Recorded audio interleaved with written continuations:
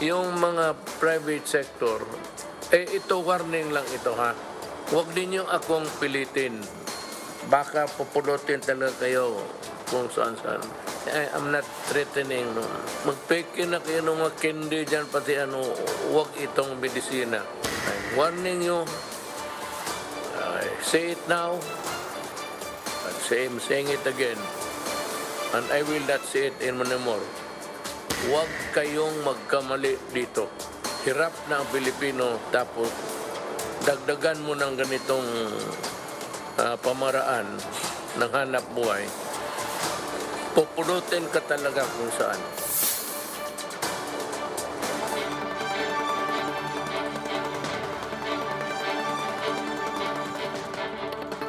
The news day continues here on One News Now. I'm Charles Lejano. After months of pressure and appeals from various business groups, President Duterte is finally allowing the private sector to procure their own vaccine supplies. Tell us more details on this as well as other issues raised at last night's presidential address. We have Maricel Halili. She is reporting live from Mandaluyong. Good morning, Maricel.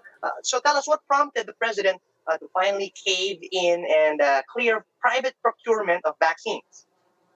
Hi, good morning, Charles.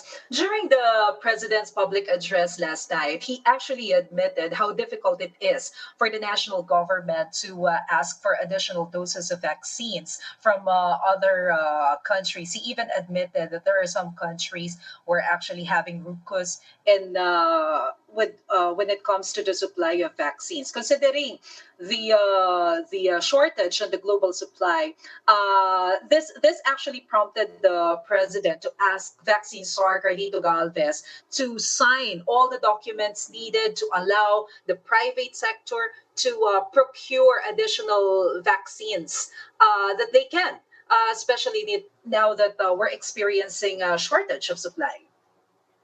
Right, Maricel, but then do we know how this will work? This private procurement, would work alongside the tripartite and indemnity agreements. Is the government planning to cover indemnity for privately acquired shots as well? Mm-hmm. It's been it's already ongoing now, Charles. That's why it's a bit confusing when the president mentioned it last night. Because as we speak, the national government has already allowed or is already allowing the private sector to procure vaccines through a tripartite agreement. Because as we all know, a vaccination program act was already passed and signed by the president, and based on this law. The national government will allow private sectors as well as the local government units to procure doses of vaccines through a tripartite agreement. The reason behind that is because the vaccine manufacturers are asking for indemnity agreement. They want protection, especially now that the FDA has only issued the emergency use authorization to the vaccine makers. There's no commercial use license as of now. So just to clear the issue, we also asked the spokesperson of National Task Force, former retired Major General Restituto Padilla, on the matter if it's possible to waive the tripartite agreement and for the private sector to directly procure vaccines from the vaccine manufacturer.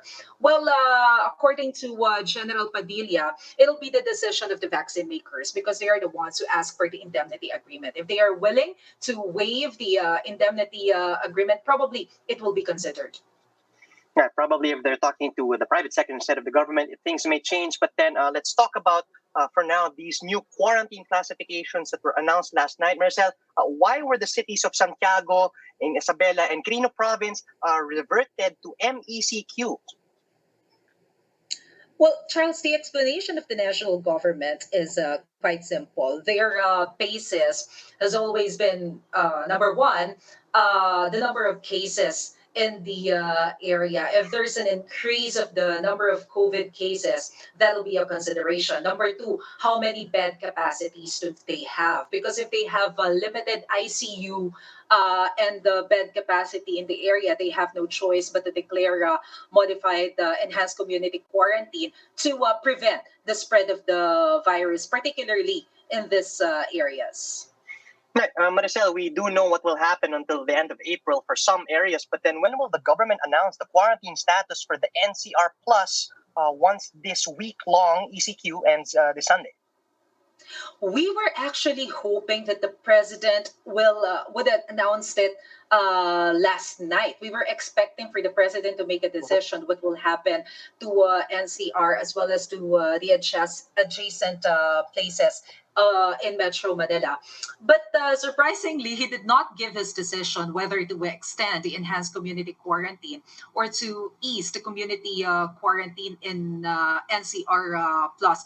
So probably the Malacanang will make another announcement before April 4 or on Sunday. So we will have a clearer picture when presidential spokesperson Harry Roque explained that on his press briefing this afternoon.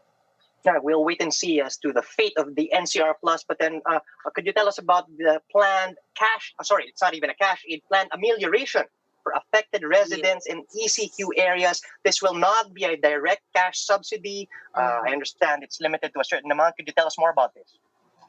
President Duterte last night signed the supplemental amelioration program for those residents in NCR Plus who will be affected because of the implementation of the enhanced community quarantine or the ECQ.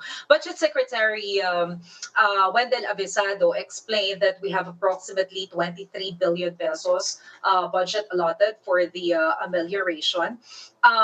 This budget came from the Bayanihan 2 and about 22.9 million beneficiaries will get this amelioration from the 23 billion peso fund. Secretary Avisado said that maybe they will receive 1,000 pesos worth of goods. Each individual will receive 1,000 pesos worth of goods. The budget department will disseminate or will give the money to the local government units, and the LGU will buy goods for those beneficiaries. But Charles, just let me add, there's actually a Go ahead. limitation. They can only receive 4,000 pesos each family. For each family. Okay, thanks for clarifying Yes. that. One other clarification, Mase, will this benefit also be given to the same people who were already able to receive cash subsidies previously from the previous batches? That's right, Charles. President Duterte said last night or ordered Secretary Avisado as well as DSWD Secretary Bautista to use the list of beneficiaries that they also used when they distributed the amelioration last year when during the Bayanihan 1. Right, so this is a supplement to that previous amelioration. That's well Yes. understood. Thanks, Mase. All right, we have the president also issuing a grave warning against those who are supposedly importing fake vaccines. Who is the president calling out here, and what exactly did he say? Isn't it ironic, Charles, that the president is giving that warning, considering that some of the members of the presidential security group has already used smuggled vaccines from Sinopharm? But anyway, that's already under investigation, so we have to wait and see what will be the result of that investigation. But like what you've said, President Duterte gave a warning to private individuals who are trying to smuggle the vaccines from other country, and those who are selling fake vaccines and medicines. They warn them to stop those kind of activities, especially now that we're suffering, not just in pandemic, but financially, because a lot of people have lost their jobs. And the ability to move around. So yeah, ironic like rain on your wedding day indeed, Mase. But then any other important issues or salient points raised by the president last night? Well, as usual, Charles, he read the names of the government officials involved in the corruption and reiterates his warning to stop graft and corruption in the government. As we all know, every time he is making his public address, he reads the names of those individuals. This is part of his advocacy, and he promised to do this until the end of his term. All right, thanks for all that, Mase. That was Maricel Halili reporting live from Mandaluyong. Davao has received more supplies of COVID-19 vaccines today. The region is seeking to inoculate not only its health workers, but also to start vaccinating its elderly population, and individuals with comorbidities. To give us the latest on the ground, we have Jem Avancenia. She is reporting live from Davao City. Jem, what is the latest from over there in Davao? Charles, another batch of Sinovac Spirulinovac vials arrived here in Davao City this morning. A total of 7,200 doses of the Chinese-made shots were disembarked at exactly 7 o'clock from a Philippine airline commercial flight. Department of Health Region 11 Director Annabel Yumang said the latest supply is intended for the remaining frontline health workers in the region who are not yet inoculated. As of yesterday, 47% healthcare workers in the region have been vaccinated.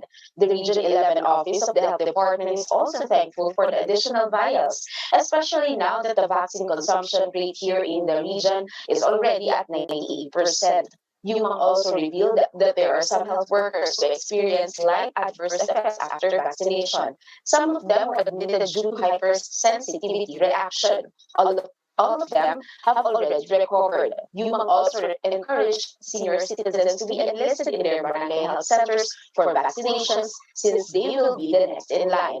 But as to what vaccines will be used for them, Yumang said they are still waiting for the advice from the main. Charles, the number of COVID-19 cases in 19 were recorded here in the entire Davao region, bringing the total active cases to 274. Charles? Thanks for that, Jem. That was Jem Avancenia reporting live from Davao City. And those are the top stories of the hour. Join us again later at 1 p.m. as we continue to monitor the day's biggest stories. Mask on, wash hands, and stay safe, Philippines. Stay negative, be positive. Kaya natin to. I'm Charles Lejano. We are One News.